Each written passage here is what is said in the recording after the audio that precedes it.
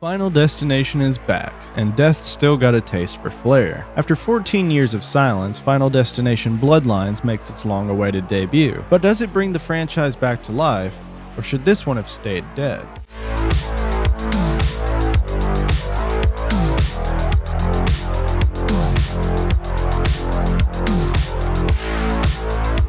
It all started with Grandma. Death is coming for us because we were never supposed to exist. Watch out!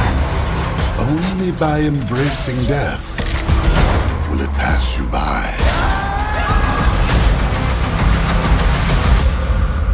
Maybe Death's not actually coming for our family.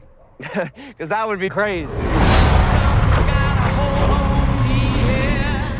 Hey everyone, welcome back to the channel. Today we're diving into Final Destination Bloodlines, the 6th entry in the iconic horror series and the first new installment since 2011's Final Destination 5. Directed by Zach Lipovsky and Adam Stein and starring Caitlin Santawana, Tio Briones, Richard Harmon, and the legendary Tony Todd, this one had a lot riding on it. As a longtime fan of the franchise, I was cautiously optimistic going in. Outside of the 4th one, which let's be honest is pretty universally agreed to be the low point, Final Destination has always been remarkably consistent in delivering creative kills, a fun high-concept premise, and that delicious sense of dread where anything can go wrong at any moment. Before we jump into the plot, if you're enjoying the content and want to support the channel, be sure to like the video and subscribe if you haven't already. And if you want to go the extra mile, check out my Patreon. You can support the channel for just $1 a month or pledge $5 a month to request a movie review of your choice. Every bit helps keep this channel going, and I seriously appreciate the support. Final Destination Bloodlines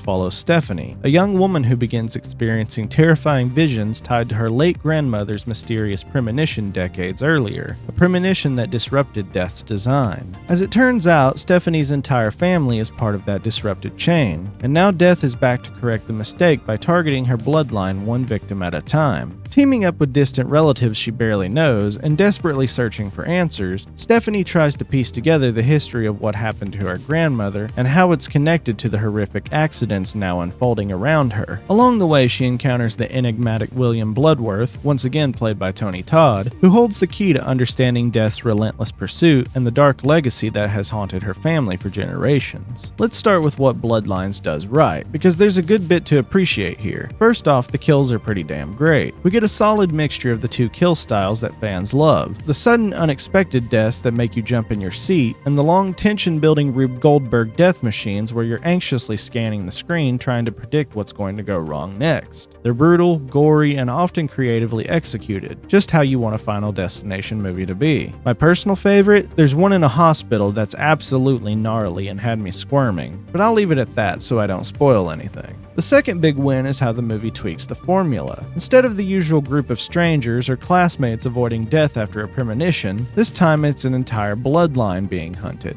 That simple shift adds a layer of emotional weight that's been missing from previous entries. There's more history, more connection between the characters, and more at stake beyond just trying to survive. It's a subtle but smart evolution of the formula. And the biggest highlight for me? Tony Todd. He's been a fan favorite ever since the original film, but this time the filmmakers give him more to work with than ever before. His character isn't just the ominous voice of foreshadowing anymore. We actually get some real depth, some backstory, and a better understanding of how he fits into the whole mythology of Death's design. Without spoiling too much, there's a scene that really feels like a farewell, not just for his character, but for Tony Todd himself. It's written in a very self-aware way, and if you've been a fan of his work across the years, it's honestly pretty emotional. It gave the film an unexpected gravitas I wasn't prepared for, and it retroactively makes his past appearances feel more significant. That said, Bloodlines isn't without its issues. Let's talk about the lead, Stephanie, played by Caitlin Santawana. She's unfortunately one of the least compelling protagonists in the series. The angle of her having inherited a psychic connection through her grandmother's premonition is a cool setup, but beyond that, she doesn't really leave much of an impression. Compared to the more memorable leads we've had, Devon Sawa in the first film, Mary Elizabeth Winstead in the third, Stephanie just doesn't quite carry the same weight. It's not a bad performance necessarily, just a character that feels underwritten. And then there's the CGI. This one's going to divide fans. A lot of the gore and death death effects are done with CG, and while some of it looks fine, there are definitely moments where it looks rough, like 2009 Final Destination rough. Now, to be fair, it never gets that bad, and the creativity behind the kills often makes up for it. But this is a big budget return for the franchise, and with today's technology and resources, there's really no excuse for not going practical with at least some of these effects. It doesn't ruin the movie, but it does make you worry how this one might age in a few years. So Final Destination Bloodlines, was it worth the wait? For the most part, yeah. While it's not the best entry in the franchise, it's far from the worst. The kills are inventive and gruesome, the bloodline angle adds some freshness to the formula, and Tony Todd gets the send-off he's always deserved. It stumbles with a weaker lead and some dodgy CG, but if you're a fan of the series, this is still a welcome return. There's enough meat on the bone to make it a satisfying revival, and I'd be lying if I said I didn't walk out hoping they'll make more. I'm giving Final Destination Bloodlines